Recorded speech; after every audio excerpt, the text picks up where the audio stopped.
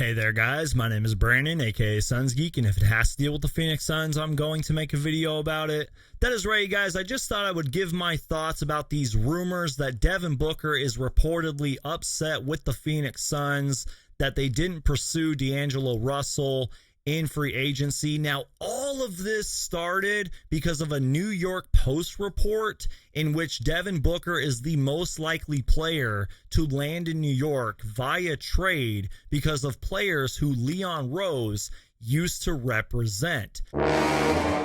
Then this was followed up by SNY's Ian Bagley during a mailbag segment, and Ian Bagley, who's an NBA insider, even texted a New York Knicks executive, and he, quote, laughed it off because there's no evidence that Devin Booker wants a trade.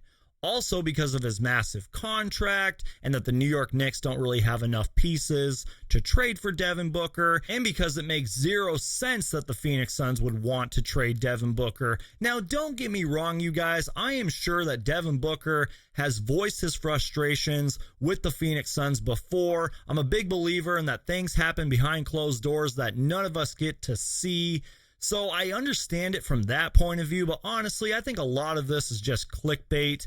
And also, you guys, it's apparently being reported that Devin Booker's father, Melvin Booker, trashed the Phoenix Suns. I think that this is complete clickbait. I will leave all my links and sources down below in the description, you guys, because this is just rumors right here. I think this is just a bunch of clickbait stuff. But with that being said, you guys, please leave me your thoughts, comments, and opinions down below. And if you guys are new to this channel, my name is Brandon, aka Suns Geek, and if it has to deal with the Phoenix Suns, I'm going to make a video about it. Valley Boys, stand up.